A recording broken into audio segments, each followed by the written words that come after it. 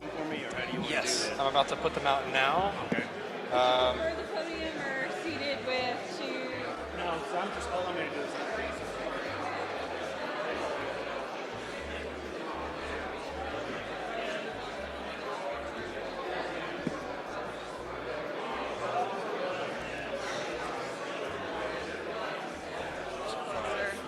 Yeah, absolutely.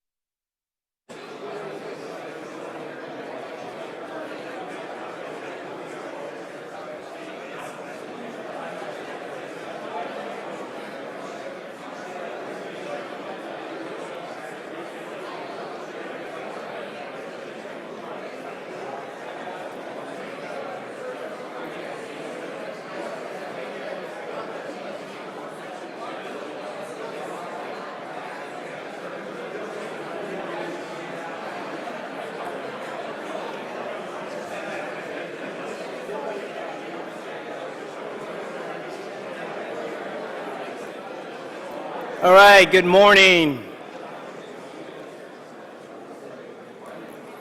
Good morning. All right, one more time. Good morning. All right, great. Hey, good morning. Mike Black here again for the Georgia Cyber Center sessions today. We've got two back-to-back sessions here this morning. We're going to start with a joint keynote from the PEO C3T. I'll go ahead and still say C3T until the name officially changes, sir. Okay. And Army Futures Command Network Cross-Functional Team. This session will be followed by a panel on achieving the unified network featuring representatives from PEO C3T and PEO EIS. It's now my pleasure to introduce the first speakers. First, we have Mark Kitz, the Army's Program Executive Officer for Command, Control, and Communications Tactical, and then Major General Jeth Rey, Director of the Network Cross-Functional Team. As PEO C3T, Mark Kitz gives guides a workforce of more than 1,600 folks who acquire, field, and support communications networks, radios, satellite systems, and other hardware and software that soldiers require for information dominance on the battlefield. In his role as Director of the Network-CFT, Major General Jeth Rey is responsible for the focused integration and discipline innovation to modernize the Army's network. Now, both of their bios, complete bios, can be found either on their website or on the app. And I will just say a little bit more about General Rey, since he and I were teammates at the White House Communications Agency. I'm sure many of you know this, but if you don't, this is really a poster child of the United States Army. This is somebody who has been promoted 17 times. So if you do the math, you know that he is, in order to be promoted 17 times, he's been both enlisted, warrant, and officer. So E7, W2 with a line number for W3, and now 08. And I can say this because I'm retired, he's not done yet. Okay?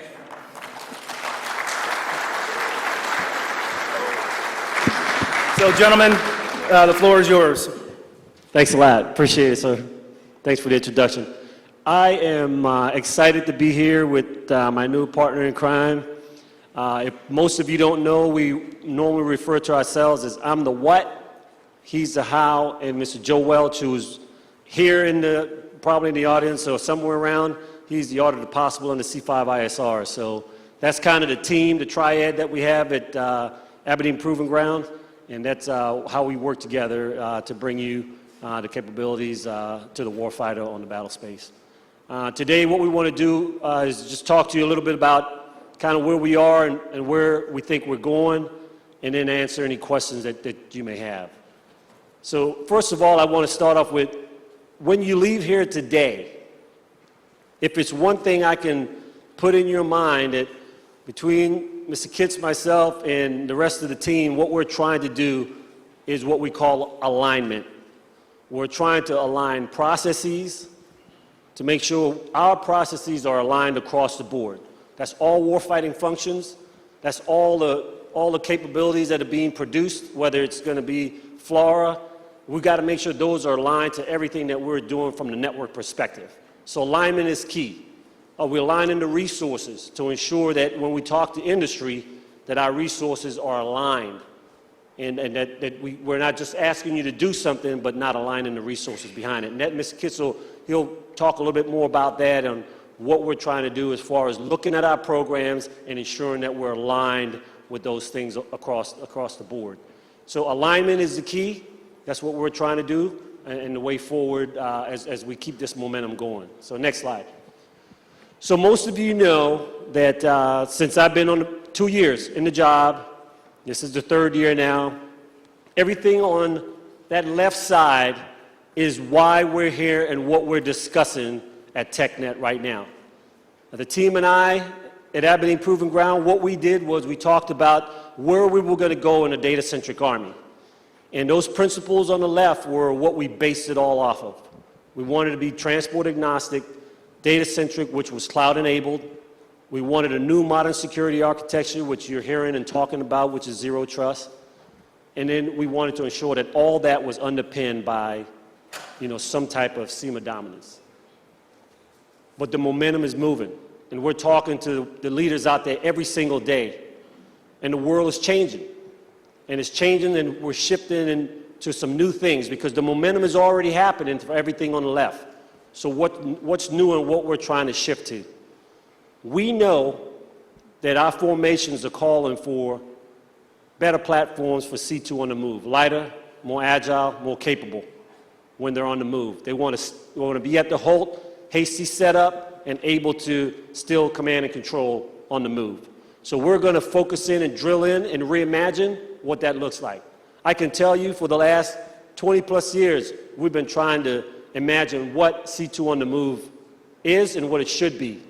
But now we're going to reimagine what it is, and we're going to get to the end state of what C2 on the move is going to look like in the future. The second thing that they're talking to us about is that we've been talking for the 12, 13 years about the mission partner environment. We have a mission partner network, it's episodic. We need a mission partner environment that's persistent. And that's what we need to look at. And all the principles that I talked about in zero trust and attribute-based access control and tagging and labeling all comes down to what we need to do within the mission partner environment. The last thing I'll tell you about, and most of you probably, if you haven't, I wrote an article about the last part that you're going to see there, which is signature management. It was an op-ed that I wrote just because I was thinking about it. I know that it's on everybody's mind, especially what's taking place right now in Ukraine and other places. But signature management is key. And I think we have to figure it out sooner rather than later for the next time we're in a large-scale combat operation. And so if you haven't looked at it, it's called hiding in plain sight. And I talk about some things in there that I believe that we should be focused on. Things like, can I have digital camouflage where I look like I'm just sitting in the spectrum and covering, my signature on the move? Obfuscation of my signature. How can I do that? Is training, is there better training that we can have in order for commanders to, one, see themselves, and then two, manage their signature? So those things are in that article. If you have a chance, you read it, you'll understand in depth. There's also going to be 3 articles that are going to drop on these that you can pull. My team is working those right now through the PEO C3T and I, that you'll be able to read in depth about what we're thinking about when it comes to those new 3 things that we're keeping the momentum going. So get your questions together. We can go a little bit deeper on the questions, but I'm going to pass the mic over to Mr. Kitz, and he'll take it and kind of walk along kind of the path that I just laid out for you right now. Oh, I thought you just brought me to answer questions. I didn't realize you wanted me to say anything. So how's everybody doing today? Everybody all right? We're doing good? Yeah? I'm excited about the network. They took the guy that spent his career denying, jamming, targeting networks and put him in charge of the network. So I couldn't be more excited about it. I think it's going to be a lot of fun. It's going to be a great journey. And the only thing I will guarantee is that I'm going to bring a lot of energy. So, maybe just get used to that. That's gonna happen. So a couple of things I want to talk about, and hopefully you got a chance to see the panel yesterday. I'm going to try not to sort of regurgitate the things that I covered there, but a couple of themes that you're seeing from Army senior leaders on our network and our mission command applications. We need to deliver a more simple, more flexible, and a more agile network. And I think a couple of things I want to cover that I think is really important for industry and our government partners here is that in order to deliver that, we have got to get to program structures that allow agility from the ground up. And the commercial industry or defense industry have really adopted those agile principles. However, they have not filtered into every one of our programs. And so one of my imperatives in the time I'm here at C3T is to really build agility into our programs. I think there was this, we've been fielding capability sets for the last couple of years, and I talked a little bit about this on the panel. This team at C3T integrates the network better than anybody in the world. where they deliver units, an integrated network that has more network paths than I ever imagined, right? Our PACE plan is so robust. However, we have not gotten to the ability to incrementally modernize each of those individual programs that get fielded in our network, whether that's our mission command applications, whether that's in our SATCOM portfolio, whether that's in our radio portfolio, whether it's a hardware program, a software program. We want to programmatically build in the agility. I'm going to use a couple of programs that have been thematic during my time here with industry. One, Unified Network Operations. That program is very large. It's very ambitious. The requirements are going to be very volatile. You're seeing that already in our draft RFP and our RFIs that have been out on the street. We have got to embrace that program as a volatile program, which means we have got to build in agility from the ground up, both on the industry and the government side, to embrace the fact that that requirement is going to change over time. The needs of our network are going to change over time. And so you're going to see in that program a significant emphasis on building in agility and integration in a very open way. Another program is in our next generation of AFATIDs. We've developed and delivered that capability for a very, very long time. In a joint multinational environment, we deliver the best fires capability in the world. It was built 25 years ago, and we've incrementally updated it over time. We've got to find a path that builds in agility so that we can incrementally get after the next generation of our fires capability. We've got to be able to do that. The third capability I'll talk about that needs agility from the ground up is our next generation command post. And I'm not just talking about the mission command applications. I'm talking about how we deliver the command post of the future. CPI-2, CPCE, name the program that goes into integrating a command post, and we've got to build agility into it. We've got to be able to jump our command post. We've got to be able to get after our data, have meaningful applications on that data. We've got to be able to leverage the future of AI and ML to orient our analysts and our operators to be able to leverage that data in a very robust way. And so I am very excited to partner with industry on applying these agile concepts across the entire portfolio of C3T. As I said yesterday, and since I've had the honor of becoming a second-time PEO, I don't know if that's a good thing or a bad thing. Maybe I screwed up so bad the first time they do it again. I don't know. But I am humbled and honored to serve at C3T. It is an organization that has unparalleled credibility, and they have been delivering the Army's network for a very long time.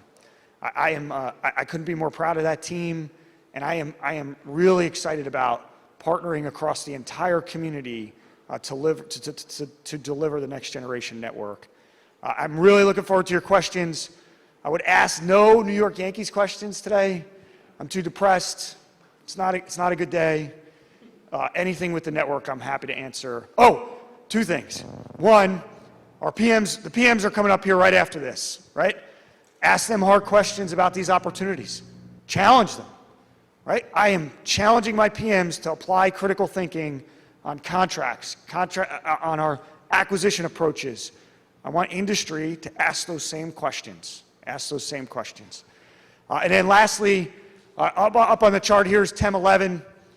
I've had the privilege of being a part of a few of these TEMs. One commitment that you're going to get from me is I want to start seeing lineage in these TEMs.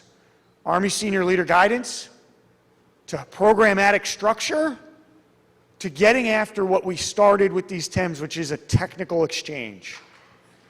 And that technical exchange may be partly programmatic, because what contract we use is just as important as what technical architecture we're going to have. And so I am going to use the TEMs, we are going to use the TEMs, including Mr. Welch, we are going to use the TEMs to align that Army Senior Leader Guidance to specific programmatics and specific technical goals. That's my goal for the next TEM. I hope you join us. We're going to be in Savannah? Savannah, Georgia. Savannah, Georgia. Not too far, all right? And so I'm done talking. You've heard enough of me. I'm happy to hear your questions, unless Jeth Rey had any other amplifying comments. Standing by for questions. And again, thanks everybody for coming out and listening. The momentum is there. Couldn't do it without each and every one of you. But we definitely want to tackle the hard problems. You got to reimagine stuff. I'm thinking outside the box. The team is thinking outside the box. And we're going to deliver new things across the board. And we're going to do it faster. I mean, it's been 24 months we've been talking about moving, and now everybody's talking about it. Not only the Army. This is the Department of Defense. They have latched on to what we've been talking about for the last 24 months, and everybody in this room should be proud of that. That comms have not been in the front of everybody's mind since I've been in the Army for almost 4 decades. I'm going to tell you that right now. So bottom line is, you should be proud of yourself and tap yourself on the back for all the hard work we're doing collectively to get this thing moving and the momentum that we have. It's important. We are aligned better than we've ever been since I've been in the Army. I'm going to tell you that right now. So, and it's kudos to each and every one of you for carrying the message. What I told the team initially was, if we understand it, then everybody will repeat it. And that's what it's all about. Standing by for your questions.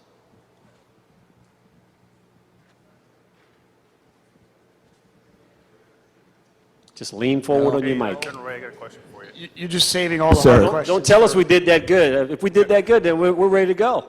Hey, Jeth Drop Rey. the mic and we're out of the building. Jeth Rey, I got a question Sir, for Mr. you. K, thank you so much for being here. Colonel Reggie Harris, Army Cyber Chief of Staff.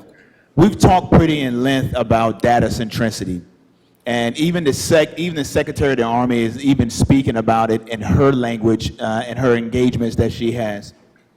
When you talk about data centricity and what lies in your realm of responsibility, not necessarily now, but as we look for the next 10 to 15 years or so, how do you think that we will continue to incorporate data centricity into the objectives and the things that you are building as we build towards the future?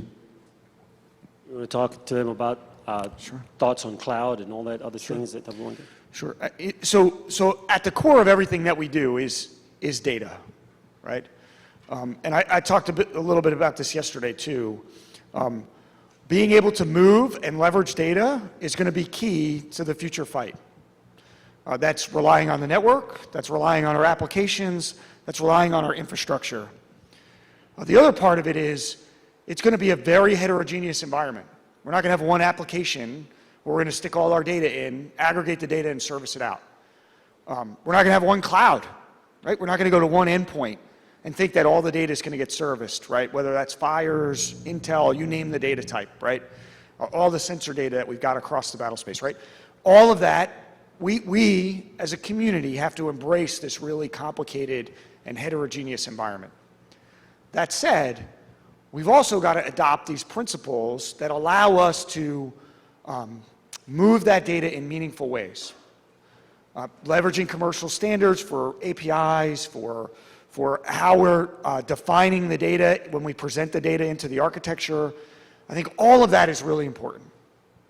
At a more sort of tactical level, as we define these next generation applications, we've got to be able to service data in a very meaningful way. And I think we start by applying cloud first or applying a cloud methodology in how we build those applications from the ground up, so that our entire force can access the data in a meaningful way when the network's available. And then be able to apply sort of these principles of sort of on-demand data to the applications that are going to need it in a more DIL environment, if you will. But at the core of all of that is how we architect those applications to be able to share that data in a meaningful way. So we talk about things like zero trust principles. We talk about things like, sort of how we aggregate data. We talk about things of, all of those principles have to apply, but they don't mean anything if we can't share the data in a meaningful way. I would also argue AI and ML, right? How do you apply those next generation algorithms? It really matters how you service the data. And so I don't necessarily have a really specific answer for you, other than to say, that data centricity has to become a core of what we do in any of our programs. And we need a really thoughtful process about how we service data, whether that's sensor data, whether that's logistics data, you name it. We've got to be really thoughtful about how we present that data to the architecture so that we can use it in a meaningful way, because there won't be one application, one solution to sort of service out any of that, right? Hopefully I get after your question a little bit. Yeah, you can see up on the screen the information papers out there that my team had written, kind of deep dives a little bit more into data centricity and kind of the thought process, but we'll never go back to being single-threaded on our transport, because it's important in the data-centric world to have robust transport. We will never go back to, hoarding our data. We got to have cloud-enabled capabilities to do that. And our security architecture will fundamentally change. And that's what's going to keep us on the momentum of a data-centric world. Another thing in bold statements I made was to reimagine, maybe the OSI model needs to be relooked. You know, the current OSI model is still keeping me in a network-centric environment. So the team and I are reimagining what the OSI model could look like in order to support a data-centric environment. So that's something we're trying to, my engineers and I, we sit down and we're looking at that. We have to reimagine it. It is not the same in a data-centric world.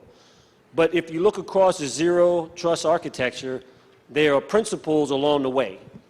And the one place that you'll see everybody gets stuck, there's the user to the device to the application, application to the network, but when they hit the data is where they stop. Because that's the hardest problem to tackle right now. Yes, we're trying to work our identity in the unified network. We're working that, and I think we'll accomplish it. The problem we're having is on the data side, tagging, labeling it, and using attribute-based access control to get after the data and how we're going to share it. And Mr. Kitz will tell you that it's even a harder problem when we look at it on the tactical space. Because maybe our applications, we don't want to move all that data around in certain ways. So he's reimagining what we're thinking about when it comes down to that part. And you might want to explain it a little bit more of what we talked about this morning on how, yes, in the Intel world, yes, you can move data around, but when you look at it from a mission partner environment, a mission data environment, it's a little different. Yeah, and I think what I was explaining this morning was simply, you want to have access to your applications and your data, wherever you are, right?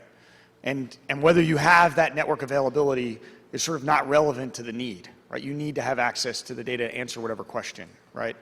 And so our architecture has to be resilient to that fact, but at the same time, we've got to be able to leverage what's out there in commercial and industry, and I think there's a lot of opportunity for us in the future here for programs like the Command Post, for FATIDs, for how we leverage AI/ML and how that data gets organized, delivered, aggregated, all those sort of abilities as well. Any other questions? Sir, this is Colonel Joe Gardner up here. I have a couple questions, but I'll just start with one and just pull the thread on the data piece. What are your thoughts on killing some data so that we can get better data efficient, so that we can understand what we're tagging, what we truly need to have in each environment? Can you talk to that just a little bit? Because there is some old data that's stale, that probably needs to be archived, killed off, so that we can get more efficient. Yeah, I have a terrible story I'll tell you. I'll start with a terrible story. So I was a chief engineer at for an Intel processing program called DSIGs, right? And I admitted it out loud. Come on, I was proud of that program. And we had a technology that aggregated data and serviced that data out, right? And we built it in Iraq. It was called JIAC-I, and it serviced data in a really meaningful way. And it was, today we look back at this, right? It was about a petabyte of data, which we thought was a ton of data. And I remember a big part of my job was that petabyte of data was really only about 20 terabytes of data. But the same data just kept entering into the database over and over and over again, right? The same SIGAC got reported 37 times. And so I think you make a great point. And my data scientist a long time ago told me this, and I mentioned it yesterday. data is always wild. Always wild. Data curation is a constant battle when you are presenting and servicing data in any environment, And we have to embrace that volatility in our data. We have to, right? So data curation, how we ingest, how we're applying sort of our algorithms against the data is so important to any application that we're delivering. And so I would say for us, in my last job, we were looking at the Titan program to solve some of those similar problems about how you can get after ingesting significant amount of data and servicing it out in a meaningful way. It sounds really easy for me to say that. That is a really difficult challenge that we need to partner with industry on. Our command post capability is a great example. Those commanders must get inundated with icons. Just looking at icons. What do they mean? How do I make decisions? Right? We have a lot of opportunities in our data to ask those hard questions and build the algorithms to go after it. I don't know, General Rey, if you had anything to add there. That's great. No, I think one other point that I would add is that the way we create data in the future has to change. So maybe early in the process, it's an automated capability that tags and labels our data for us. Everything in the past, we may be able to write a script for it, tag it and label it, and get it out of the way, and let's move on. But the way we create it in the future must change, or we're going to have this discussion 10 years from now. I'll be gone, though. Yes, sir. So what I'd like to understand a little bit more, too, is how are you guys looking? I agree with the data-centric view and all this stuff, but how are you also looking at the management and the visibility of protecting this data, protecting the networks and all these things? Because there's got to be a tree traceability of how things are connected, how data is being moved, how data is being secured. So how are you looking at, and it's part of the zero trust architecture too as well, the visibility, management, and interconnection of all these different systems, data, applications, large language models that are going to be used in the force today? So let me answer. You could pick up on it. I always use an analogy, and lots of folks have heard me use it before. But you're going to walk out of here in just a few minutes after I'm done. You're going to grab your cell phone, right?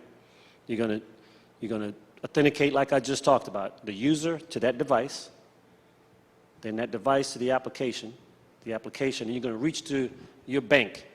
And inside your bank is all that data. Loan data, checking data, all the data, you get savings data, name it. Mine's there too. Will you ever see mine? Oh no. No, you won't. But it's secure and you like that. That's exactly what we have to do. Our data is the same way, but you know why? Because they're using attribute-based. My wife can't even see some of the data because we had to go in and get her attributes attached to my data, and then she was able to see it. That's what we have to do. We have to reimagine how we secure in the future. We secure at the transport layer. The data is unsecure right now. I piggyback in on you, keep port 80 open. I'll come in and I'll piggyback on you, and I'll look at your data. It's free. I'll check it out, take some. Got to secure the data layer. Put attributes against it, and I think we're going to win. That's how we got to do it, sir. Yeah, and you've explained the dichotomy of wanting to share all this data and wanting to secure it, source it, provenance, all that, right? And I wish I had an answer for you, right? Like, I think that's part of the blocking and tackling we're going to have to do in order to deliver meaningful applications and secure them in a way that we trust, right? And I'm with you, right? We talk zero trust principles. I'm still trying to figure out what that means, right? What principles are we applying? Where are we making those trades around sharing data and securing data? That's going to be a constant discussion with industry and with the government on how we're going to deliver in a meaningful way. I wish I had a better answer. Great question. Hey, General Rey, quick question for you. Way in the back here. I see you. How will you take all these lines of effort and then train the leaders across the Army at echelon so that they understand what you're bringing together and they can actually use this data? So you're talking about training leadership on data literacy, is that correct? As you evolve these lines of effort together, you're going to develop new capabilities. How do you train at echelon so leaders know how to take advantage of it? Yeah, that's a great question. I think, so right now, I'll tell you, and when I talk to signaleers across the board, what I tell them is that our senior leadership in the Army is well-versed on our network and kind of where we're trying to go with it. And those that are in here that are armed with understanding the signal environment, our networks and everything else, might be just a little bit behind on what they're learning, because they're educating themselves better than they ever have before. Data literacy is going to be important across the board, and we're embedding it. And if General Stanton was standing next to me, he will tell you what he's doing, starting here at the schoolhouse at CCOE, is embedding the ability to teach data literacy early in the process so that we can start educating the force better. So that's what we're trying to do. And we're educating the senior leadership as well on data literacy across the board. And I think it's just going to become something that is going to be part of our environment going forward. And hopefully that answers the question. And Mr. Kitz, Well, and you didn't ask me, but the material developer here has a significant responsibility in delivering a capability that can be trained, right? And you know, Army senior leaders, General Rainey, General Martin, Mr. Camarillo, all of them have been very clear when I took this job, we need a more simple network. We need a more flexible network, right? And that leads right to our ability to train, our ability for our units to set it up and leverage it. And so I'm certainly, you know, we have got work to do in order to get to that objective, especially given the fact that simplicity and flexibility are sometimes not necessarily aligned to one another. And so I'm really looking forward to working with industry on how we can get to more simple solutions in our network setup and our network delivery that allow for an easier to train, easier to set up environment. I think those two things are clearly intrinsically linked. Yeah, and one other thing, one thing we owe back, myself, Mr. Kitz, owe back to the Army is that currently, when it comes to training, we are training across 3 disparate capabilities in the Army. Legacy kit, we got modernized equipment that him and I are working on, and we have this emerging technology that's out there. Underpinning all that is the ability to train across all 3 things. So what we're trying to reimagine is, how do we take some of that legacy environment, maybe divest of the things that we don't need, invest that funding to increase modernization, and then take the emerging technology that happened at our experimentation environments and our war fighters and inform what we're doing in modernization. That's how we're reimagining this whole thing. And so, because underpinning that is training, and most people will move to the emerging technology and never train on the other 2. And that's the concern that we have. And that's why we have the simplicity and intuitiveness of the modern equipment that we're trying to put on the battlefield has to be there. Speaking of modernization and network transition, I just came from a General Skinner briefing where It's strange to like not know who's speaking. Could you raise your hand? just over here on your right. All right, there you go. Sorry.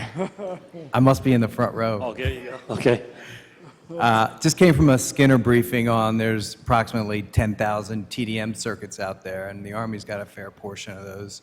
What's the Army's plan to get off of the old TDM technology, move to IP, and modernize the network? Oh, good. There you go. Yeah. Talk about. Yeah, I just played the new guy card, so there you go. I get to play it once a day, maybe. Yeah. Jay will answer your question. Yeah. Thanks, Jay. Go ahead, please, sir. Sir, Tony Capello from Forces Command. We're talking, getting back to large-scale combat operations. We're talking about command posts and like. Can one of you unpack if you see distributed mission command as a viable concept on protecting the command post during large-scale combat operations, and how are you supporting that effort? Over.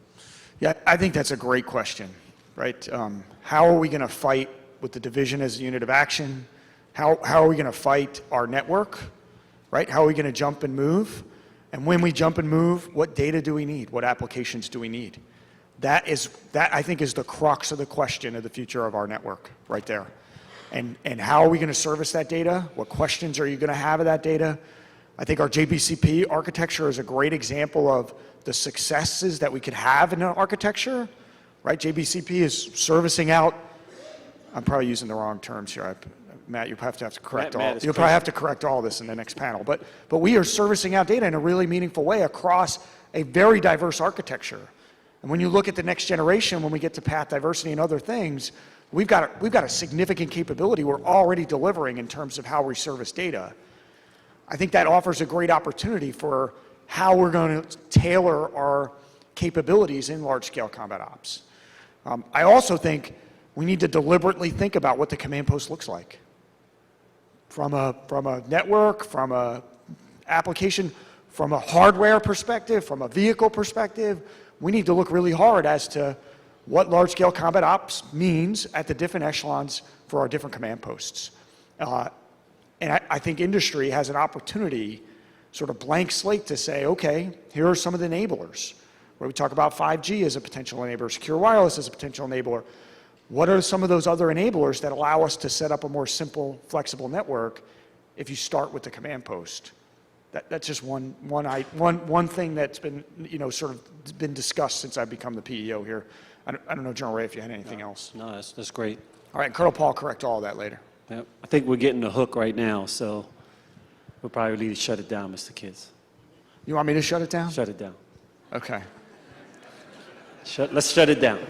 All right, the last thing I want to say is thank you all for being here. Please challenge me and my PMs to get the right strategy for the Army. And our partnership with industry is critical in order to deliver that capability. I look forward to working with you in this job, and I'm excited about the future of the network. General Rey? All right, I close it down. All right.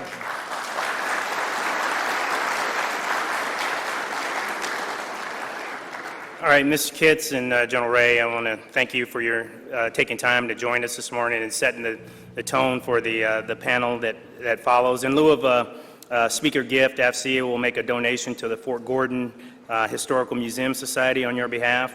We're going to take a short break to get the panelists up here that will be led by Mr. Ward Roberts, Assistant PEO for C3T. So just a quick break and we'll get started here in probably 7 minutes. Excellent engagement. Yes.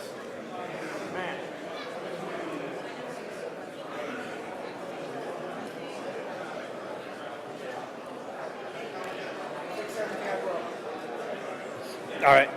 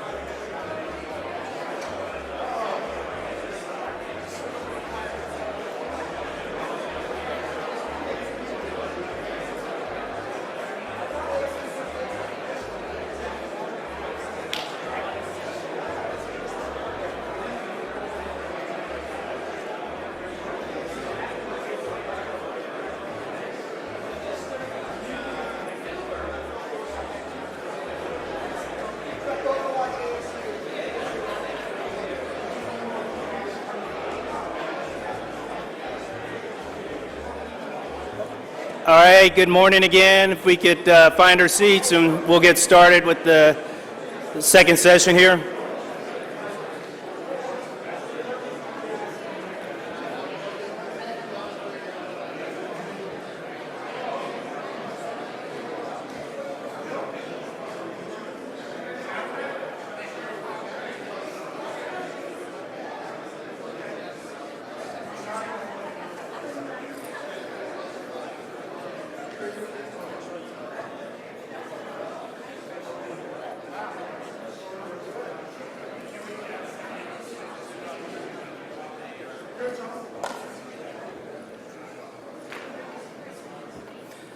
All right, welcome back from that short break. It looked like there was some good networking going on, and that's what's great about these type of events.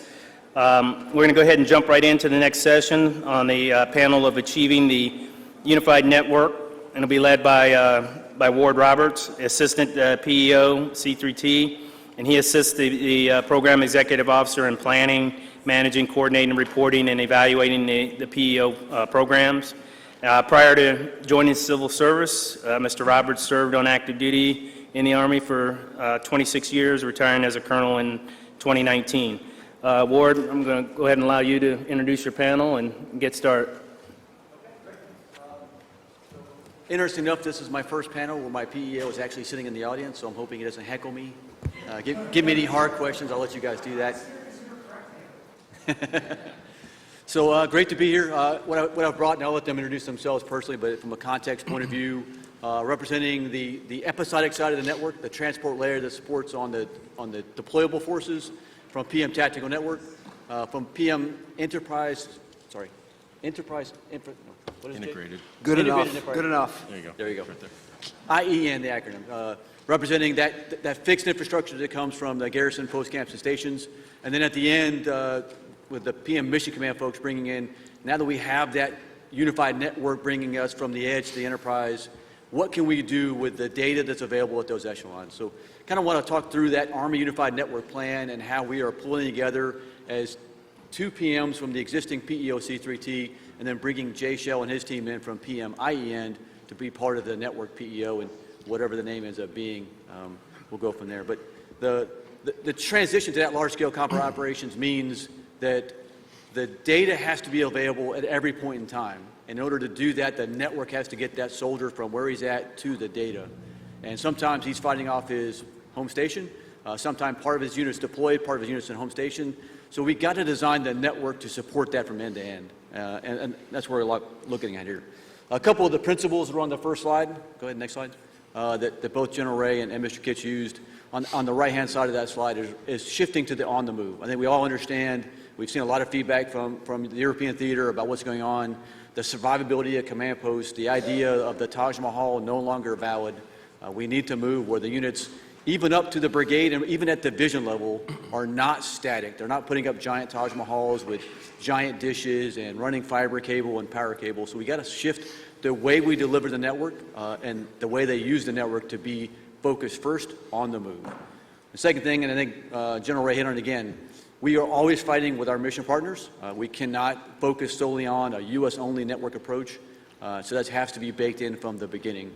And then finally, again, seeing from European theater operations, whether it's just the enemy doing it, whether it's us doing it to ourselves, or whether it's just a commercial infrastructure and availability of spectrum, it is a challenge.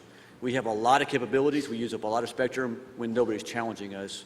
We've got to make sure our network understands that operations. We inform the commander, and we provide capabilities to operate within there. So as I mentioned, I want to start at the tactical edge. General Morrison, in his vision of unified network, said, if it will work at the tactical edge, at that small squad, platoon, company level, and then scale it up, we can make the enterprise stuff work. The hard part is at the tactical edge. So I want to start there. And with that, I'll turn it over to PM Tactical Network. John, go ahead. All right, thanks a lot, Ward. Can we go to the next slide? There we go. So I'm John Englund. I'm not Colonel McMillan, as the nameplate shows here, but I did stay in a Holiday Inn last night. I don't know if I have as much energy as Mr. Kitz, but I'll do my best with my monster here to keep you guys awake. Not going to spend a whole lot of time here, but, you know, true fashion as an engineer, I'm the chief engineer in Tactical Network. I got an OV for us to talk through here. But this predominantly is showing us, and you know, truth in lending, there's resiliency and diversity. So what you see here is just predominantly the SATCOM network. Shows our current network, which, as most are probably all aware, we're operating in that geospace. But as I go through this, I'm definitely going to be throwing a decent amount of focus on the disruptive approaches. As we move through, you know, 20 plus years of COIN operations towards LISCO and supporting division as a unit of action, you know, we're going to be moving towards what I like to call is the network nirvana or SATCOM nirvana. The ability to leverage multi-orbit, multi-band, both commercial and military SATCOM simultaneously and support that resiliency through diversity for the warfighter. As we move across there, you know, we're providing through some of the lessons we've learned through experimentation with units in EUCOM and other piloting efforts of looking at high throughput, low latency. We're shaping what that's going to be looking like in the near-term future. Along the vein there, you know, you heard General Rey and Mr. Kitz talk about simplicity, raising that complexity up to the higher echelons. We've done a significant amount of work working with the S&T community on an effort called Seeker that provides an A-PACE or automated PACE capability to the warfighter. Gives us that capability to automatically switch through a PACE plan for agnostic transport, whether that's using, you know, high throughput, low latency, whether it's using LTE, whether it's using line of sight, beyond line of sight, you name it. Coupling all that together and making it so it removes that cognitive burden as soldiers have to go through that flexibility of their PACE planning. In addition to that, it makes it so you can load balance across all of those different links. So if you have 4 25 meg links, you know, end to end through utilizing Seeker, it looks like a 100 meg pipe. So as we move across there, like I said, I want to focus on some of the disruptive approaches. I'd like to highlight on the right-hand side of the screen, you know, Ward had a good segue talking about the edge. You can see the different echelons moving up, utilizing and leveraging that network nirvana that I was talking about. On the right-hand side of the house, that's where we touch from the tactical side into the enterprise. 5 regional hub nodes, leveraging what most of you have probably already heard, the Global Agile Integrated Transport, or GATE. That's our MPLS backbone interconnects our regional hub nodes as well as all the DISA teleports. So as we start looking at truly integrating and going towards a transport agnostic approach between the strategic or the enterprise and the tactical, leveraging Gate is one of the capabilities I'd like to throw out there. I'm sure a lot of you are aware. The ability to quickly leverage RF anywhere or distributed mission command, and that capability that we can give soldiers to land anywhere and be able to connect back to their organic forces. It's gonna require a lot of work, coalescing on common waveforms between the enterprise and the tactical, but it's significant capability, and also enables the data on demand, data at need, whether that's through the cloud or through strategic. One thing I'll definitely throw out there, or a couple of things I should say, where we could use industry's help moving forward here as we go in an effort to simplify and provide this capability. Automation and orchestration. Again, pulling that complexity up as high as we can. The capability of something from an AI, ML perspective, enabling software-defined networking for our colorless transport, that's our backbone transport network. Simplifying the way in which we handle our traffic in general from a network perspective. Moving away from those traditional routing protocols that we have enabled today through OSPF, EIGRP, or BGP for our colorless WAN. I try to think, I'm thinking along the lines of Seeker, that APACE simple capability that can provide, simple brains and logic to perform those functions for us. Not thinking that the big box SD-WAN type of capabilities that exist today that function really well in the enterprise, but are going to be complex for the tactical warfighter to enable today. We're looking towards enabling flexible control planes that account for our DDIL environments. DDIL is still a thing when it comes to tactical. Being able to solve problems and deal with the issues, the real issues, when we have complete or partial mesh type scenarios for our core network. And again, lightweight. Lightweight is the key for us. I touched on the colorless backbone network, that's just our transport. Still would be looking for SDN type of appliances for our plain text side of the network, where our users are actually connecting in, having to connect back to those data services that are going to be touched on by Colonel Paul a little bit later on. Looking at something that can provide next generation firewall or intrusion protection services, routing, TCP, proxy, and acceleration.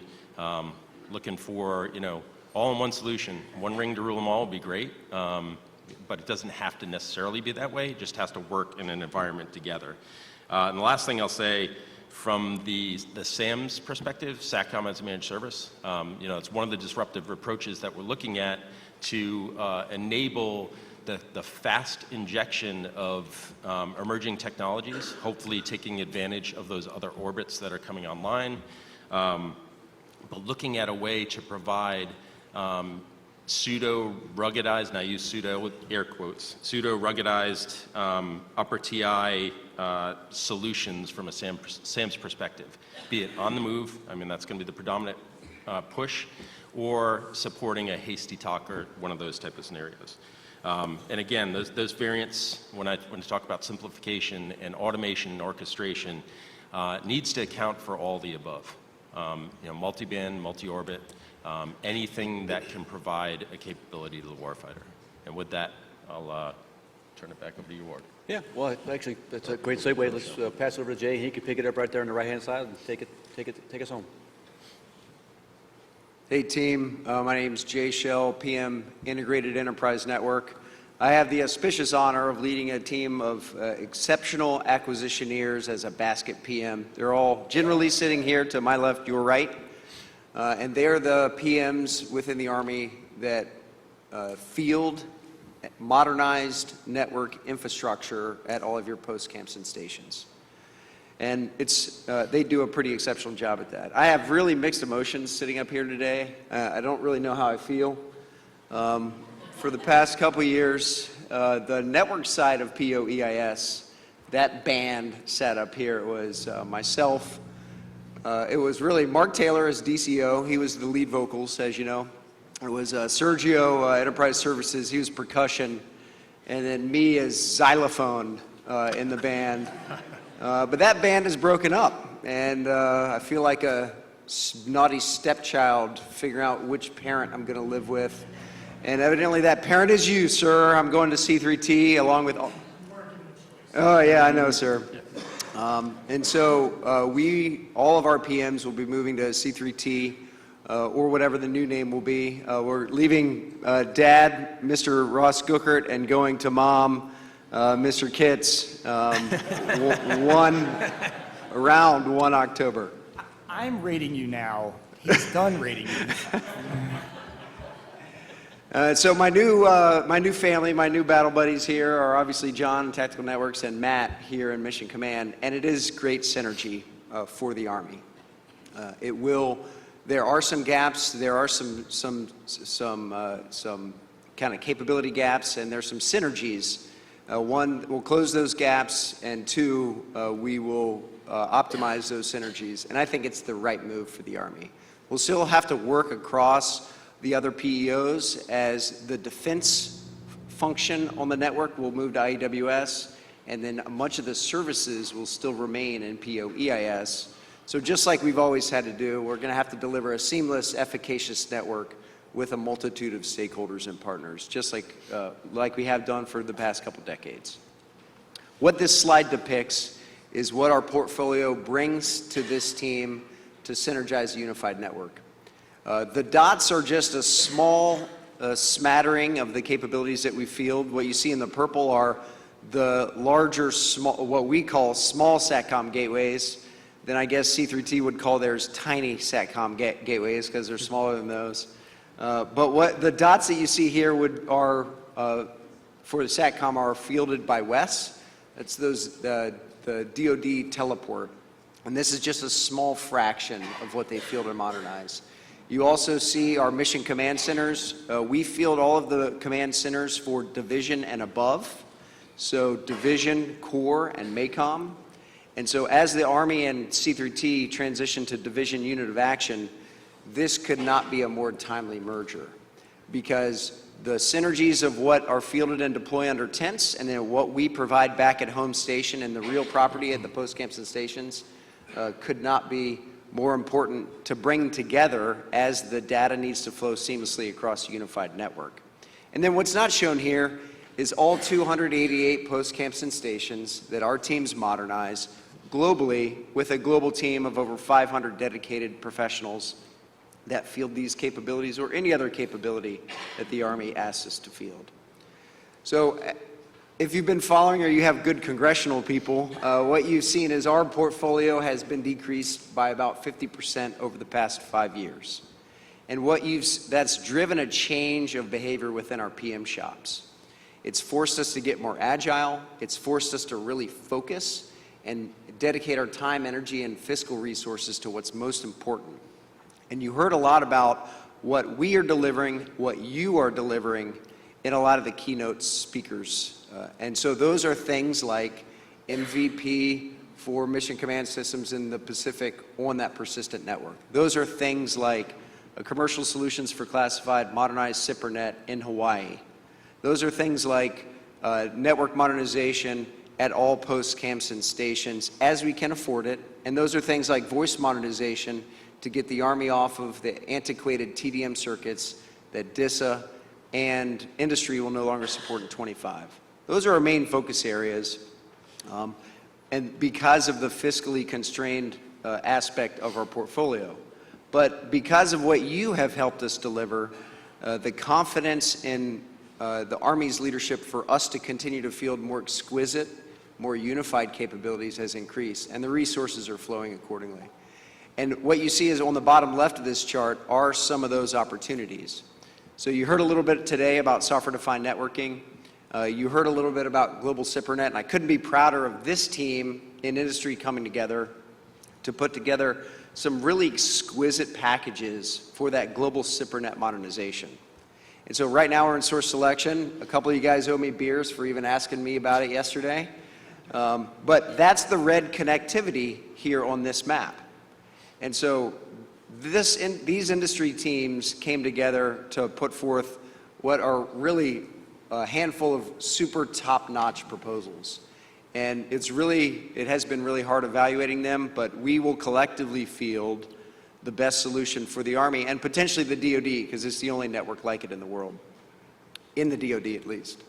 And so that's these red connectivity. So what we bring to the unified network is a global footprint where the Army can overlay standardized, reliable, and always-on persistent network for any type of mission command that the Army can use to deploy, fight, and win in the most austere environments that enables the tactical formations that when they come up, when they need to connect, that there is a persistent, reliable network with low latency available for those deployed forces.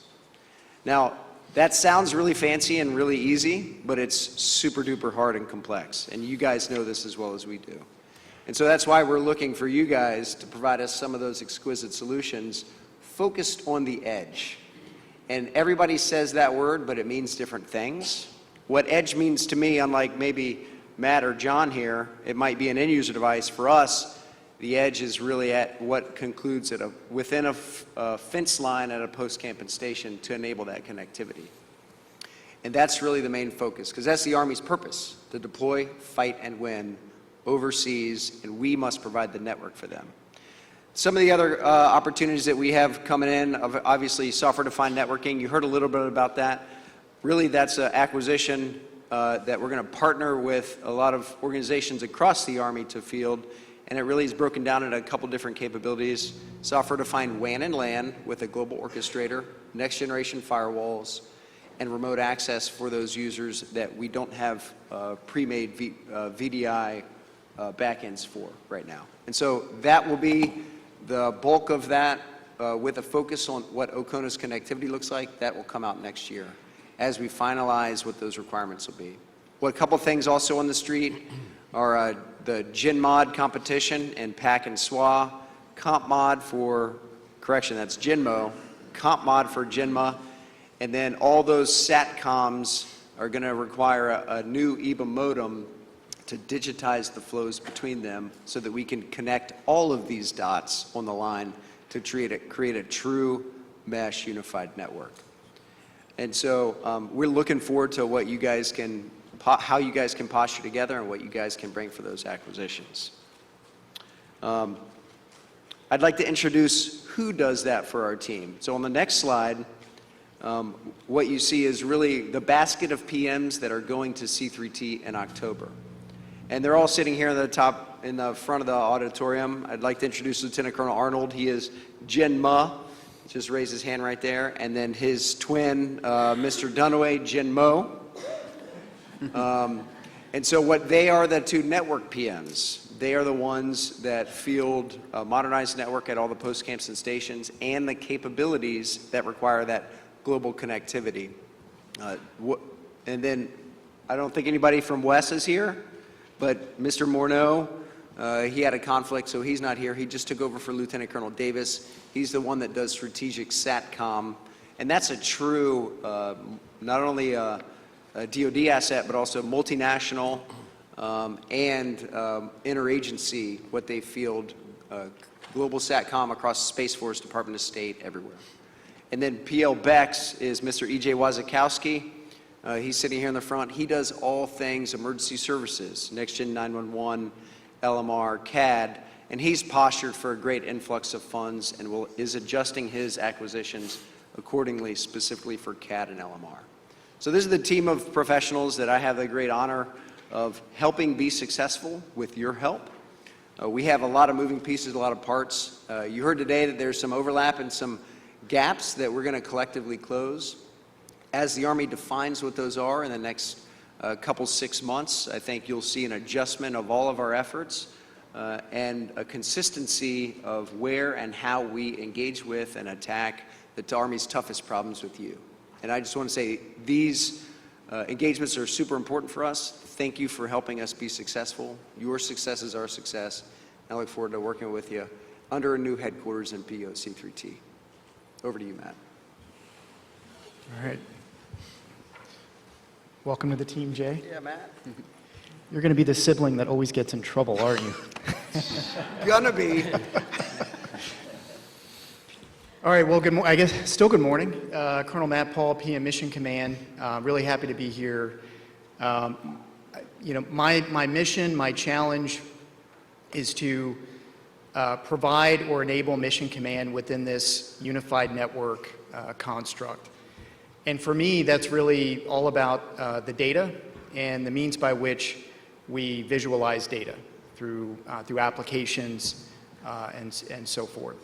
And so that's sort of my mission.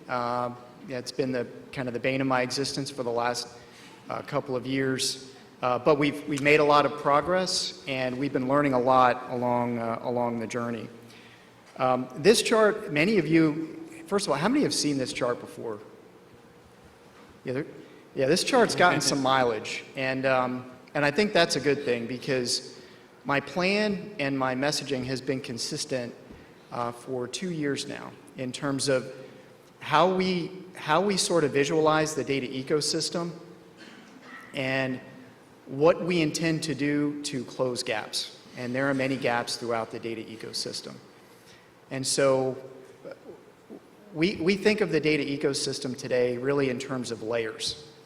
There's an enterprise layer, or what we call a persistent layer, and there's an episodic layer. So the persistent layer is reflected on the far left-hand corner of this chart. And so what do I mean by persistent layer? So most of the data ecosystem lives in this space. These are your big data platforms. These are your authoritative data sources for specific commodities like ammunition, movement tracking, in-transit visibility. There's a ton of data in this space. And the data is hosted on stable and persistent networks, connected to stable and persistent transport, and stable and persistent infrastructure. So that's your public cloud, your private cloud hosting, for the most part. A lot of data in this ecosystem. Think big data on that side. And then there's the episodic side to the data ecosystem. And those are your brigades, your divisions, your corps that are transiting the battle space across every COCOM around the globe.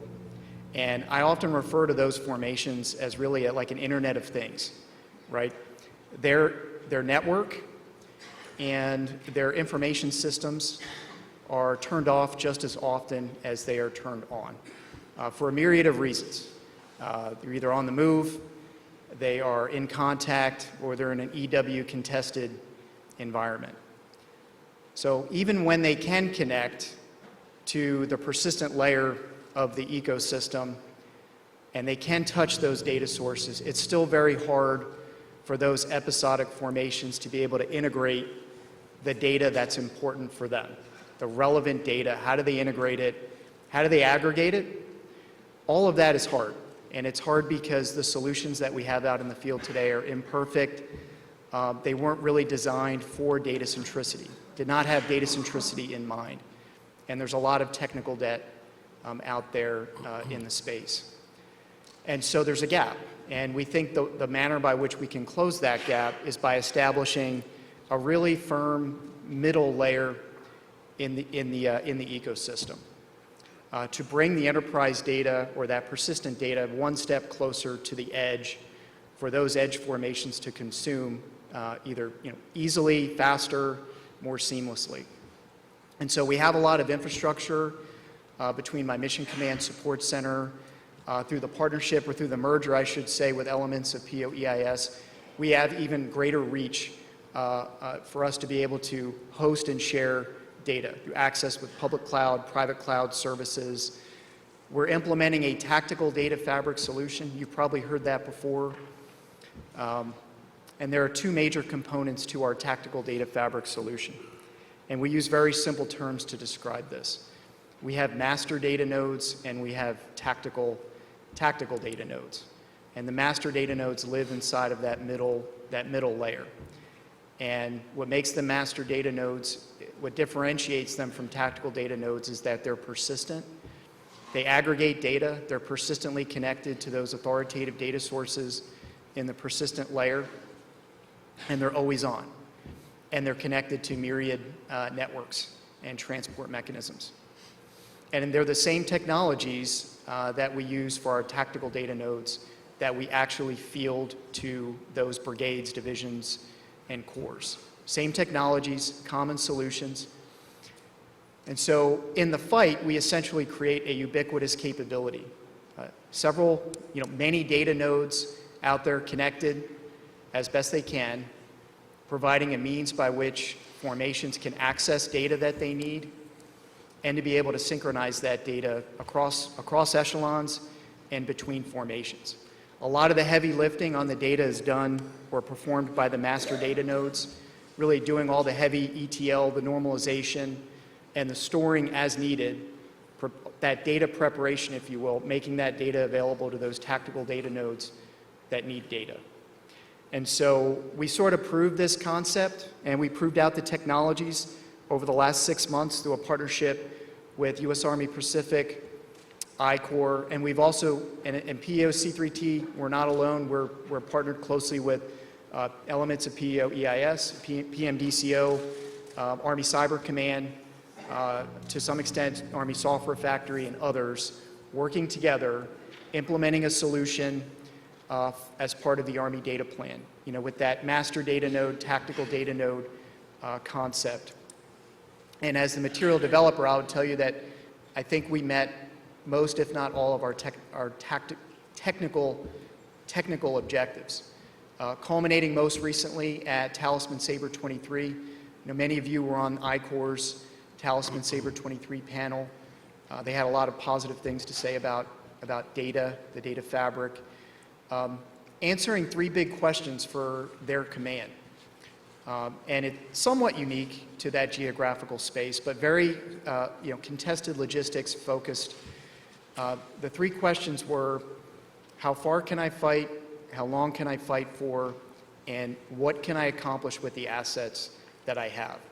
And so that required us to do a lot of data plumbing to be able to get the data in the right place at the right time, to be able to answer those questions for the command throughout their exercise. And so I think from my foxhole, I think we've accomplished our mission.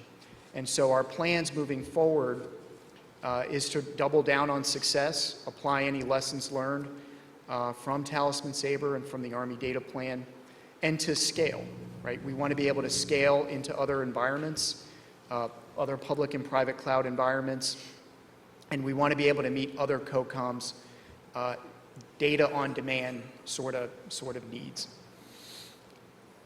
We go to the next chart, please. And so this is a little bit more of a logical architecture that kind of gets into the how. How are we actually going to do this from a PM Mission Command PEO C3T perspective? So right now, our Mission Command Support Center kind of, for all things data, it sort of functions as the center of gravity for us. That's sort of the place where we're starting to productize our tactical data fabric capability, and then we're going to expand to the various COCOMs. We're going to expand to public and private cloud architectures, and we're going to create this ubiquitous capability that will be always on, to provide data as a service to all of our formations out there in the wild that need data. And this is a fully integrated capability from end to end. So this is connected, back to our 24/7, 365 help desk capability. Right now, we service about 70,000 help desk tickets per year. So this isn't really new for us. But we want to start taking requests, like new requests for data things, data problems. When I-Corps is downrange and they need access to a novel data source, and they need a novel way to be able to visualize that data, we want to be able to take that call and process that request in a very agile and in a very timely manner. And connected to our integrated development environments that largely via the cloud, leveraging Create, through a partnership with ECMA.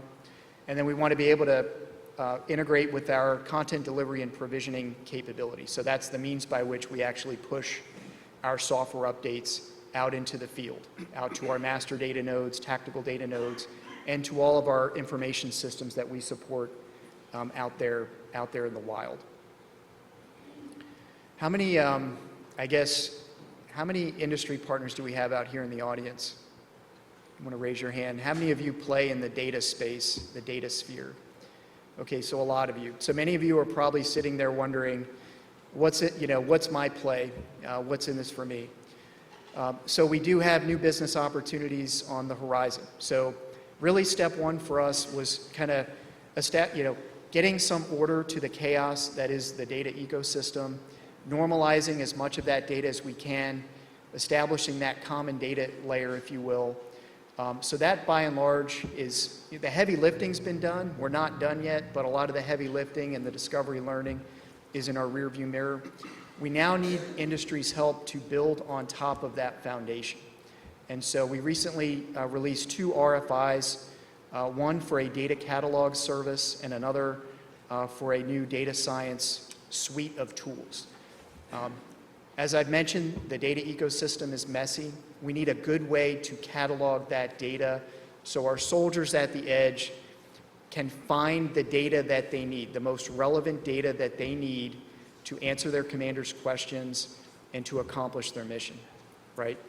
The data fabric solution alone doesn't get us there. We need new Lego blocks to be able to plug into that data fabric infrastructure, a card catalog service, if you will, to enable the soldiers to find data that they need more easily, more seamlessly, etc.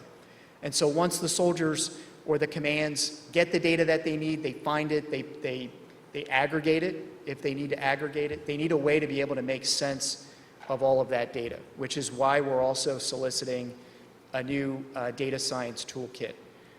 We need our soldiers to be able to, in a low-code, no-code, self-service sort of manner, to be able to make sense of that data, to be able to find patterns in the data, to be able to analyze it, to be able to outpace the threat.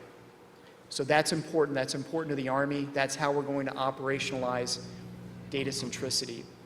There were a couple panels yesterday where I think some of my seniors messaged data mesh. Many of you are probably asking yourselves, what is this? How is this the same or different to data mesh? And let me just sort of answer that question and address that. So I view the work that we're doing right now on data fabric is really step one, right? We've got a lot of technical debt out there. The data ecosystem is messy. Data fabric it's a Band-Aid solution. We're implementing this sort of distributed database system so we can get data out there and synchronize it better for the command, but that's not really the end state of where the Army is trying to go. What we want to do is sort of reimagine how we process, analyze, and consume data. And that's going to require not just new or novel material solutions, but a whole lot of non-material solutions as well. So think Dotlam PFP. You probably heard General Stanton talk about how he's trying to upskill the workforce to make them more data literate. Things of that nature. New doctrine. We've got to get our arms around data governance. All these things need to be brought to bear to establish this data mesh capability. Data fabric, where we're at today, is still very much highly centralized. So centralized data aggregation, centralized governance. That's today. Tomorrow, data mesh, it's decentralized, right? Federated computation governance is premised on decentralization, where you have data owners that are building their own data products and they're conforming to a federated set of common standards. We have a long ways to go in the Army to get to that end state, and it's going to require investment. It's going to require a fair amount of culture change, process change, et cetera. So we're on this journey. Again, we're on step one. We have a ways to go. It's going to require dialogue with industry to get to our end state, dialogue and new business opportunities to get to our end state. And I look forward to taking the journey with you. With that, I'll I'll get off the stage, or I'll take any questions that you might have. Yeah, so we'll pass it out to the audience, given all the answers, so if there's anything left to question, please throw it out now. Somebody way up there. Oh, way in the back, please, go ahead. Sorry about that. So on the new data science platform that you're building, I was wondering if you might be able to give me an idea, both if you're looking at possible COT solutions for that, and also an idea of the size and scale of the data that's going to be that you're looking at, and maybe number of users or some idea of scope, or is that still, you're still trying to figure that out? I don't have my hearing aids in, so I heard the word COTS. Sorry. So and I heard the word scale. Yeah. So I can, that's enough for me to go off of. Okay. Okay. We are looking for a commercially available solution with minimal integration, right? I don't want to spend 3 years integrating a solution. Really, there's a sense of urgency. You heard, I think one of the questions was, in the last panel was talking about, the Sec Army wants to operationalize data centricity like yesterday. And so we're trying to get, so that means is that we're looking for mature solutions, commercial off the shelf, processing data, doing data science things is not uniquely Army, right? The commercial space, you've got the market cornered on that stuff. I just don't want to spend 3 years integrating your product. So I'm going to be looking for solutions that are like integration ready. And then we're going to go from there. As far as the scale goes, we will have an industry day, if I can put a plug in I think 2 to 3 months-ish, where we're going to lay out sort of the concept of employment for some of these things, because I recognize when we released the RFI, we just laid out a bunch of requirements without much context. And we know that that's hard for industry, hard for anybody to really try to understand, like, how are they actually going to employ this capability? And so we are looking at core and above. You heard Mr. Kitz talk a little bit about data aggregation. So as part of the Army data plan, campaign of learning, we're trying to understand where data needs to be aggregated, because what we don't want to do is crush the network, right? I think with our tactical data fabric solution, we've architected that in a way that allows data to move in sort of an all-you-can-eat fashion without crushing the network. We embrace concepts like data virtualization, where maybe you can like manipulate data without having to move it. You manipulate it where it lies, wherever it lies. Like, we're employing those concepts, but the assumption that we're making today is that probably data aggregation is going to occur at the core level and above. And that's really where you want to apply those data science tools. Because if you can't aggregate your data to apply those data science tools, then what's the point? So that's sort of the sweet spot, we think. That could change tomorrow. And so if you just sort of do the math, every corps, every theater army, plus an enterprise capability too, right? I don't have the luxury of just putting everything in the cloud, right? Because again, you heard my preamble, large-scale combat operation, think DDIL, EW contested environment. So I'm hybrid. I am Mr. Hybrid. I am hardware agnostic. My capabilities live on edge node servers. They live on clients. They will live in commercial cloud. They will live in private cloud environments. And so we need a capability that's persistent, and we need a data science capability that's also episodic. And we owe you more detail at a future industry day. Okay. Question over here on the left. You're right. So it's Chief Rader from 11th State. I had a discussion with Jeth Rey from Warfighter, and that was one of the discussions. I'm a 25 member at the tactical edge. One of the things that we always face is work with SACOM piece. So when you have an ally unit that's not connected directly to your TSS stack, the cloud interface, you're looking at 800, 1200 milliseconds. It's just not acceptable for an application to operate. Even in a web-based environment, it's still not functional. So one thing that I discussed was looking at the map, we have this gate network. At a point in time where we have to understand we're in a hub-and-spoke network, you have to be as close as possible to the source of that data. And so one thing that I think that we do wrong when it comes to CPC is that we form that data information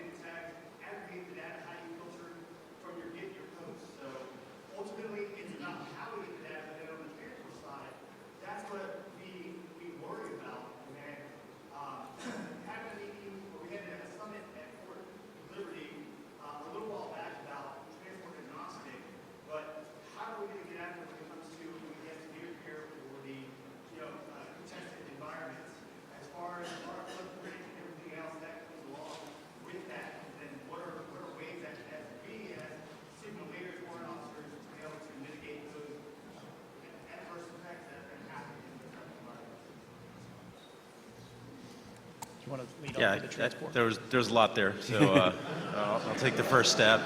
On the transport side of the house, I mean, totally acknowledge and agree with you, and I think going into a near-peer environment with an adversary, I think the assumption going in is you're going to get jammed, you're going to end up having to flip to your other PACE capabilities. So going back to that network nirvana, which briefs really well to say, hey, we're going to be able to take advantage of multi-band, multi-orbit, multi-constellation all simultaneously with a pretty bow, and it's going to work famously. That's where we're driving towards. You know, I might be with General Rey retired by the time we finally get there, but that's where we need, you know, industry's help in achieving that. To specifically get after, you know, the latency piece, and where some of the issues, I mean, I'm hearing it from you, I've heard it from, you know, tons of warfighters out there struggling with the same scenarios. From the low latency perspective, I'd love to offline truly understand what's the traffic, what's the data you're trying to access, and understand what is the need for the low latency side. I struggle a little bit there. You know, as an industry as a whole looks at, you know, just the internet, and 90% of it doesn't need low latency. You might need high throughput, but you don't necessarily need a satellite parked in your backyard to do it. So weighing, the main reason I say that is because we have to weigh the cost always has a seat at the table. So weighing that as an option and what we're putting in your toolkit to be able to enable that is going to be part of the discussion. However, there's a couple of, and I mentioned just, you know, lessons learned from UCOM. We have a number of different pilot events that are coming up.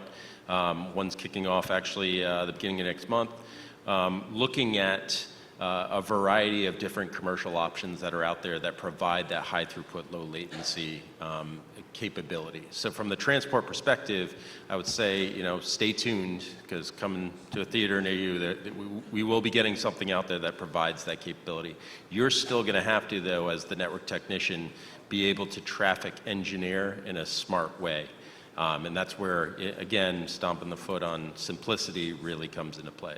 So I'll pause there and flip it over to Colonel Paul on the CPC side.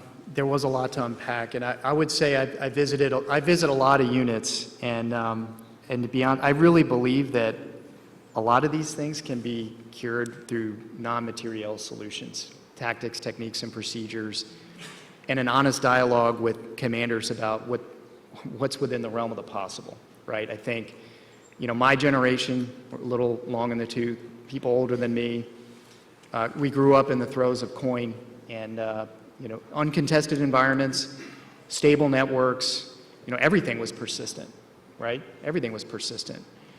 And, you know, we grew up, you know, if we needed data, we got data. We didn't worry about things like bandwidth. The bandwidth was always there.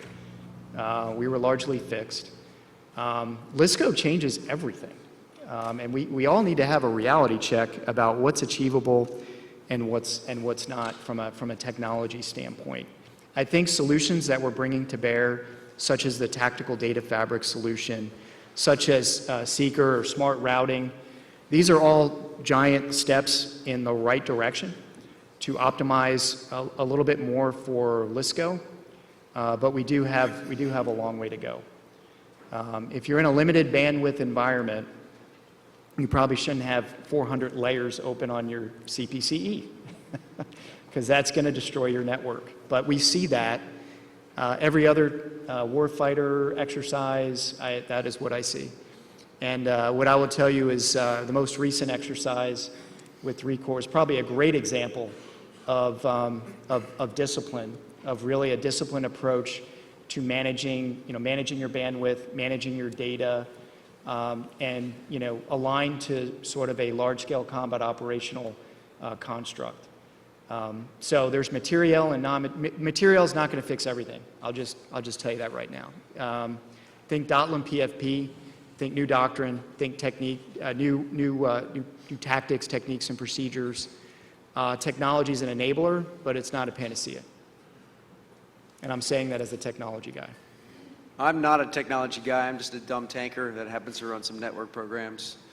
So I'm going to paint a bold vision of the future that isn't necessarily constrained by your current schemas. And to acknowledge General Morrison's vision, we will never, ever deploy with a military-specific network again.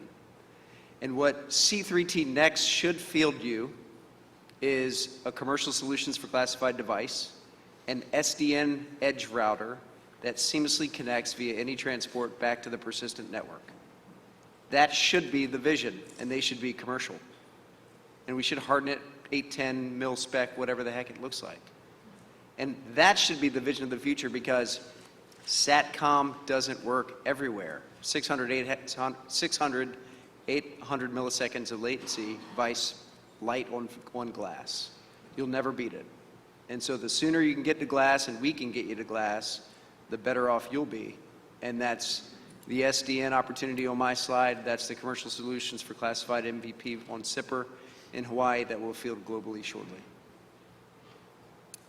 Not to step on your toes, but I'm not in PEO C3T yet. But that would be my vision of what we provide you in the future. Over. Welcome aboard. So maybe I'll take away a thing. Much like we're trying to communicate to industry, the Army hasn't solved how the Army wants to fight. So a lot of feedback coming from the operational units to help us shape where we're going. We have an understanding of what we think it is. We definitely need that feedback from the operational units to say whether or not we got it right. The intent is not for us to choose a solution and then shove it down your throat. The intent is for us to give you some options, see what works for you, and then us to iterate the programs to go after what you need. So I definitely appreciate the feedback from the operational units as much as from industry on where we're at, where we can go next.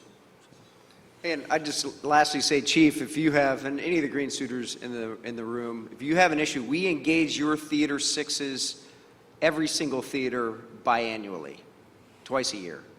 And so if you have needs, you need to flow them into that forum so that us with our O&M partners in Netcom that run the fiber, OM and defend the fiber, can attack whatever discrete needs you have. But you have to define the use case, and that's been what's challenging recently. What data you need where and why is what we don't have solid requirements on. Yep.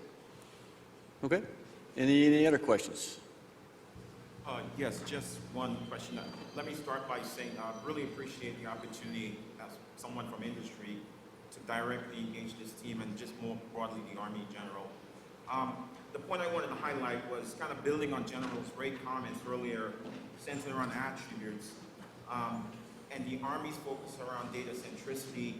Does the Army have a plan today or a framework around how you guys potentially tag and qualify data? Because the data is not going to stop.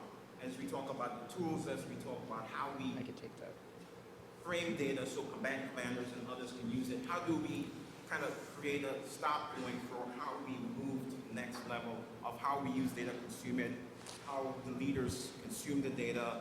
Do we have that? And then lastly, I see through a lens of like an ICAM, zero trust paradigm. One, you have federated data where it needs to go all the way up to the echelons, and then you have data that stays localized to combatant commanders, local leaders, and so forth. So I just kind of wanted to get your broader thoughts on that. Thank you. All right. It's a very good question. So General Rey is absolutely correct. I mean, we have to be able to tag data at the attribute level. Absent that, none of these things can be possible. We'll never get to a data mesh. We'll never get to ICAM. ICAM being one of those data mesh services that will be important to enable the data mesh. But I talked a little bit earlier about we've got technical debt, right? We've, I've got 35-year-old systems in my portfolio that were created before things like ICAM. ICAM wasn't even a thing back then. Data tagging wasn't really a thing back then. Never had requirements for it. The technology was immature. So we have some work to do. There are standards identified in the Unified Data Reference Architecture that the ASAL team has made available to industry, I think, a number of times. We are aligning to those standards. As we modernize our software-intensive, data-intensive capabilities, we are aligning to those standards, to answer your question. And then Ward, I don't know if you want to take the ICAM question or to elaborate. No, I think you're asking skills above my question, but I think the comment about the baggage we have from our technical debt and the governance process of moving that forward are our challenges. So I would ask back to industry. I think we appreciate any insights from you. We appreciate the questions so that you understand the context of the problems we have, as opposed to just giving me your greenfield solution. So I think I appreciate the dialogue. I think let's keep it going. Let's understanding what questions you have of us so that you can answer our questions back to us. So that was a bit circular conversation. So, oh, and there comes the hook. So I will offer that we're kicked off the stage, but most of us are still around the rest of the FCA. So if you see us, grab us. And worst case, always reach out to us at the PEO, and we can follow up from there. All right, Ward, I want to thank you and your team for this fantastic dialogue. As you said, there'll be plenty of opportunities to engage folks offline. In lieu of a gift, we're going to donate to the Historic Museum Society on Fort Gordon. This does conclude this morning's session. There's lunch that's going to be available, kind of buffet style, back off of Reynolds Street. And then we got an engaging program this afternoon with the CIO, the new CIO speaking, as well as a zero trust session. So enjoy and thank you.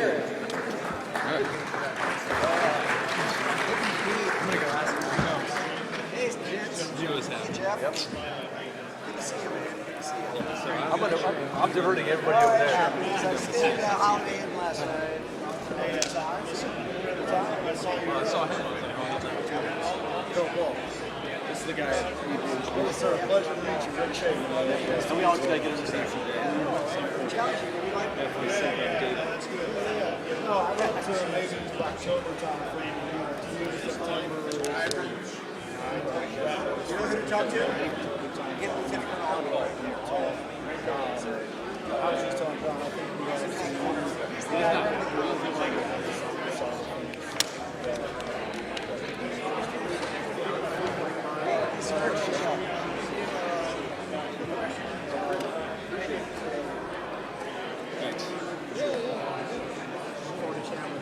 all right. Yeah. Awesome. Good to meet you.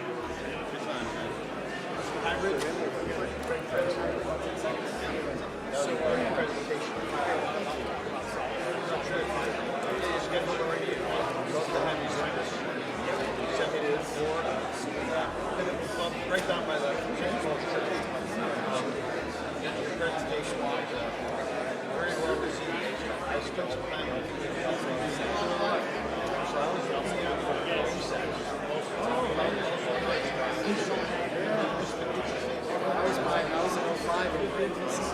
no kidding. Something similar to this. A laptop.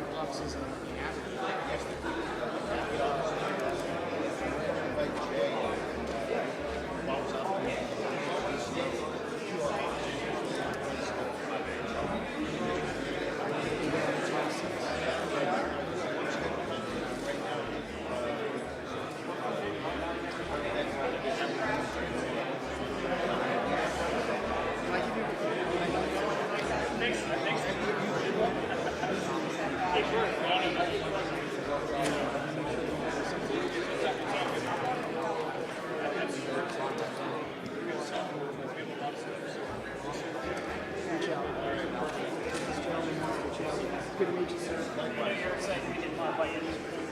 I was just talking to ICOR chief.